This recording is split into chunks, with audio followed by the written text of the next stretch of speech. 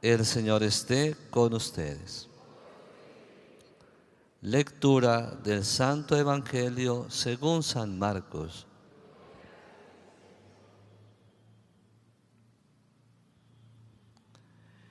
En aquel tiempo, como la fama de Jesús se había extendido tanto, llegó a oídos del rey Herodes el rumor de que Juan el Bautista había resucitado y sus poderes actuaban en Jesús.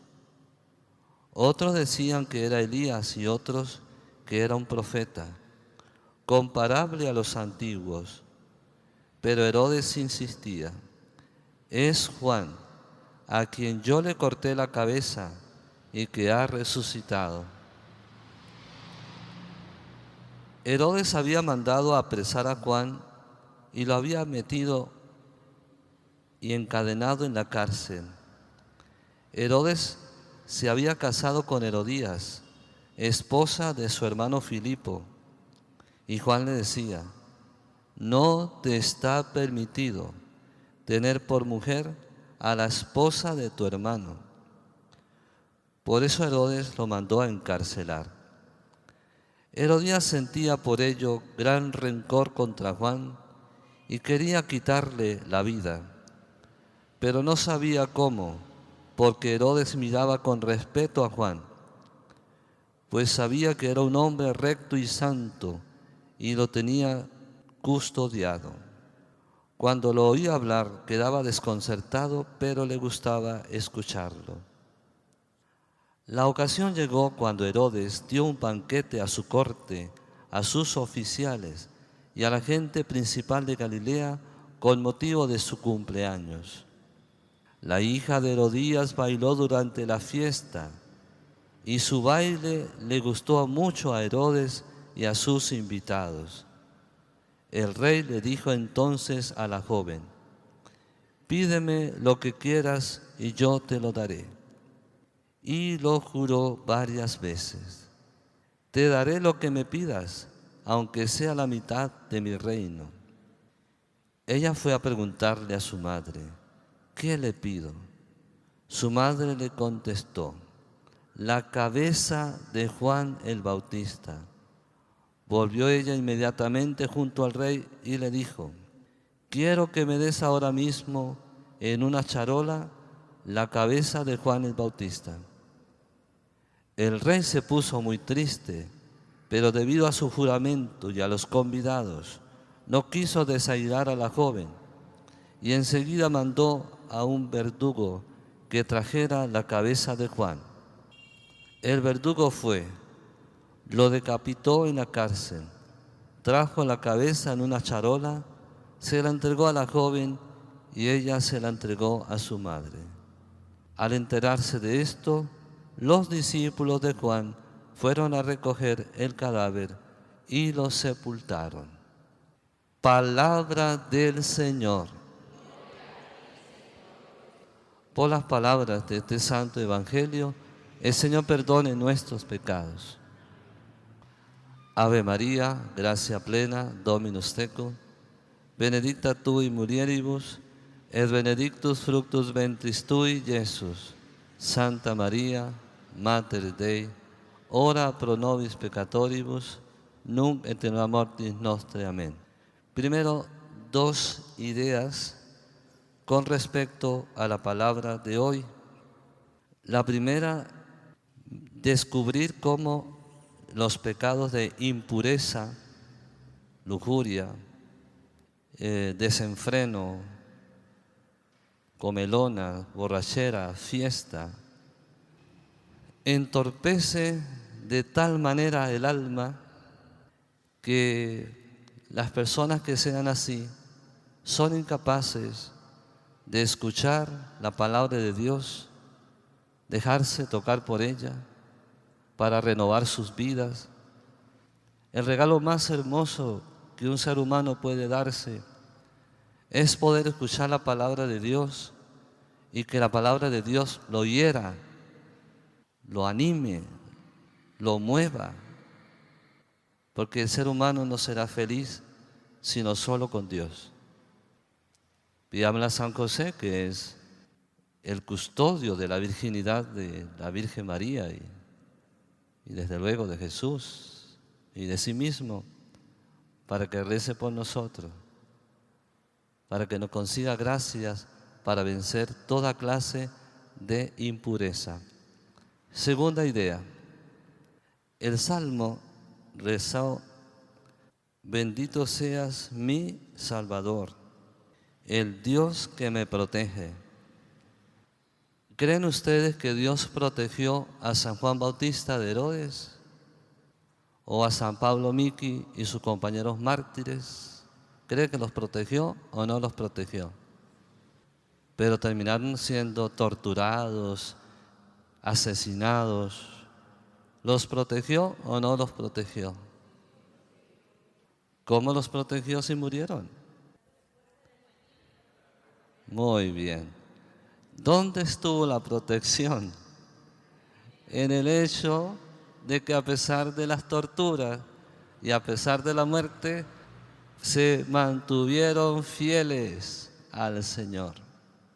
Esa es la protección más grande que debemos esperar.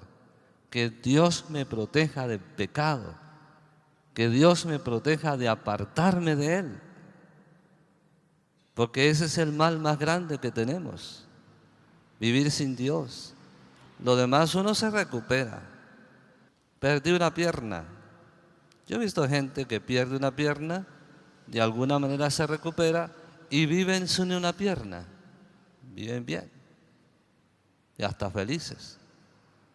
Así que cuando decimos Dios, protégeme, en primer lugar, protégeme de serte infiel, de apartarme de ti, de abandonar mis objetivos como creyente, como hijo tuyo, que me mantenga en el santo bautismo. Y bueno, en tercer lugar, es necesario que yo les diga hoy algo acerca de esto que hoy vamos a comenzar, que se llama la reparación. ¿Qué es esto? Pues consiste principalmente en restaurar, reparar el daño que el pecado le ha hecho primero al individuo, al alma humana, y por estar dañado el individuo, el daño que se le ha hecho a la sociedad, a la iglesia, a la creación. Así que la reparación es eso, reparar, restaurar la obra de Dios que se ha dañado. Y bueno, aquí es donde aparece la figura de las almas reparadoras, las cuales, dice el Papa Francisco, son almas que se asocian a la redención, colaboradoras de la redención, se unen a Cristo y unidos a Cristo, pues son almas reparadoras. ¿Quién fue el primero en ser un alma reparadora? Nuestro Señor Jesucristo.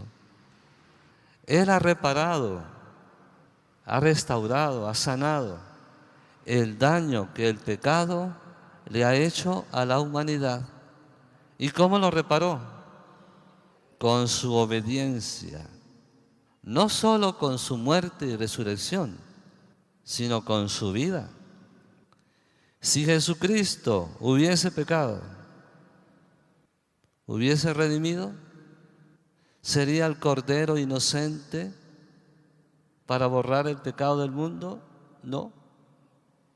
Así que hay que decir que Él ha reparado con su obediencia, con su vida, y luego la obediencia extrema cuando llegó la hora de hacer la ofrenda de su vida para ocupar el lugar de los pecadores, para que ya no tengan que morir los pecadores, sino que muriendo el Salvador, los pecadores pudieran acogerse a los beneficios, a las medicinas que la muerte y resurrección de Jesucristo ha producido para la sanación del alma. Jesucristo es el primero en ser un alma reparadora. Y luego, pues ya se vienen los discípulos. Todos los discípulos de Jesús están llamados a ser almas reparadoras. ¿Cómo hace un discípulo este trabajo de alma reparadora? Primero, lo hace en sí mismo. Nadie va a reparar el daño que uno mismo se hace con el pecado. Si no lo hago yo, nadie lo va a hacer. Por eso iniciamos restaurándonos nosotros, sanándome yo, salvándome yo. No es un acto egoísta, todo lo contrario. Es un acto necesario, es una necesidad, porque todo el daño comenzó con el alma dañada de uno. Y uno dañado dañó a los demás. Pues uno restaurado, reparado, sanado, mejora a los otros. Y luego, una vez que ya se restauró o trabaja en su restauración, pues se dedica a restaurar el daño hecho por el pecado en otros, en los demás. ¿Y cómo hace el alma restauradora esta tarea? Primero restaurarse a sí mismo y después restaurar todo lo demás. ¿Cómo hace esa tarea? Principalmente con el sacramento de la confesión. Ese es el primer paso. Porque yo debo entender que mi alma dañada por el pecado necesita liberarse de esa peste que se llama pecado. Y por lo tanto lo realiza a través de la confesión. Estaba bautizado o estoy bautizado, no debí pecar, pero bueno, pequé. Por lo tanto, restauro mi alma. Pero además de eso, con el proceso de conversión, restauro mis pensamientos, restauro mis emociones, restauro mis actitudes. Es un trabajo profundo. Es necesario restaurar los pensamientos. El alma reparadora no puede darse el lujo, que no es lujo, de tener pensamientos paganos, mundanos, porque si no, nunca se sana. Está siempre haciéndose daño. Entonces no tiene sentido que yo me confiese, repare mi alma, pero por mi mentalidad pagana sigo dañando. Hay que ser coherente. Por eso el que se confiese, que restaure su pensamiento, que reforme su pensamiento, que no piense más como los hombres, sino que piense como Dios. Y para animarlos a convertirse de la mente, les recuerdo que una vez el Señor Jesús le dijo a San Pedro, ¿a quién? Apártate de mí, Satanás, porque tú no piensas como Dios, sino como los hombres. Si eso le dijo a San Pedro, ¿qué no le va a decir a usted y a mí? Luego, la otra forma que tiene el alma reparadora de hacer su trabajo es cuando ofrece sus sufrimientos, las contradicciones, todo aquello que la vida trae y que me produce lágrimas, la pobreza, las traiciones, todo eso que hay en la vida, que solemos desperdiciar, cuando para un alma reparadora es oro puro espiritual. Claro, con mentalidad humana, todo eso para mí es desgracia, lo peor que me ha pasado, lo más terrible de mi vida. Pero con mentalidad cristiana, con la mente de Cristo, todo eso es oro puro espiritual. Hay situaciones de la vida de sufrimiento que usted hace la diligencia y se lo quita. Bien, hágalo. Todo aquello que nos hace sufrir, que podamos superarlo, lo hacemos. Pero hay cosas que por más diligencia que se haga, no desaparece ese sufrimiento, ¿cierto? Pienso, por ejemplo, en una madre que tiene un niño en cama, un niño especial, y ahí está de día y de noche, 1 año, 2 años, 10 años, 20 años. ¿Qué hace ella con ese dolor? O lo desperdicia o lo aprovecha. ¿Ustedes qué harían? ¿Lo desperdician o lo aprovechan? Lo aprovechan. Si es un alma reparadora, no lo desperdicia, lo aprovecha. Y entonces todo eso lo asocia a la cruz de Cristo, porque el que está bautizado está asociado a Cristo en su muerte. Así que las almas reparadoras son socias de Cristo crucificado. ¿Cómo hace esa ofrenda? Bueno, puede hacerlo en el momento y Señor, te ofrezco este momento por reparar el alma de tantos. Bien. Pero la forma oficial de ofrendar los sufrimientos es la Santa Misa. El alma reparadora, cuando viene a misa, viene a ofrendar su sufrimiento. ¿En qué momento lo hace? En este momento ofertorio. Se está ofreciendo el sufrimiento de Jesús. Ahora falta el sufrimiento de los socios. Entonces, en el momento del ofertorio, ofrezca. Algunos hacen esto. El dinero que dan, la ofrenda que dan, dicen, Señor, aquí en esta ofrenda ofrezco también mi sacrificio de dolor, de sufrimiento.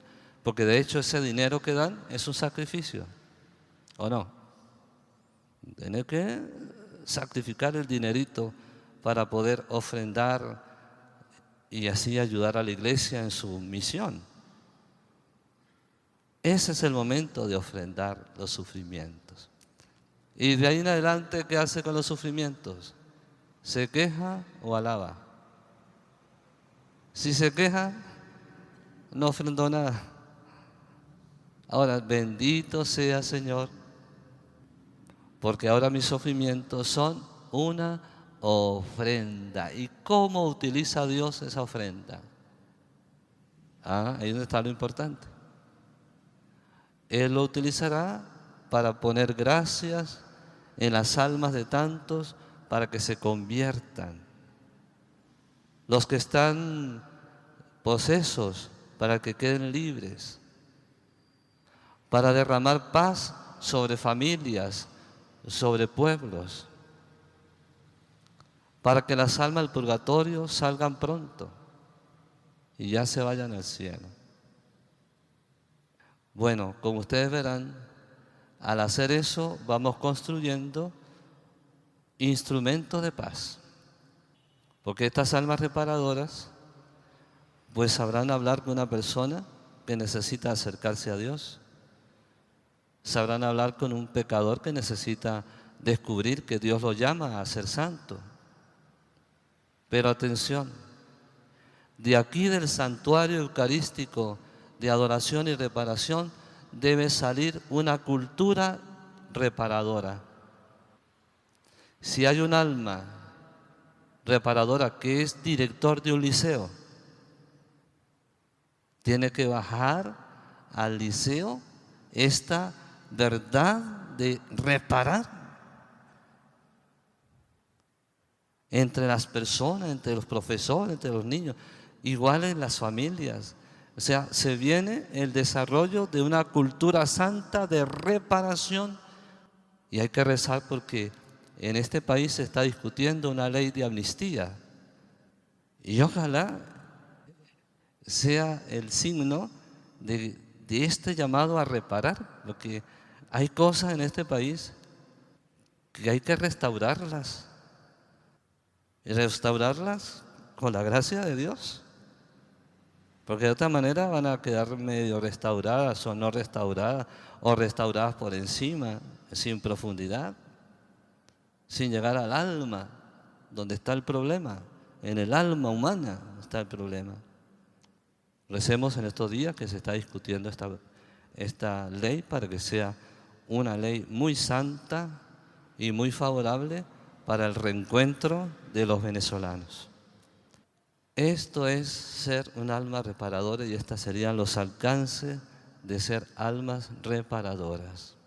¿Qué hacemos? ¿Reparar o dejar así? Bueno, todas las almas reparadoras terminan siendo parecidas a Cristo. Son como Cristo, reparador.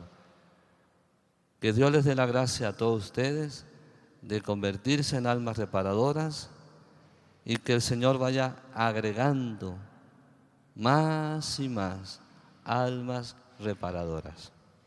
Sea alabado Jesucristo.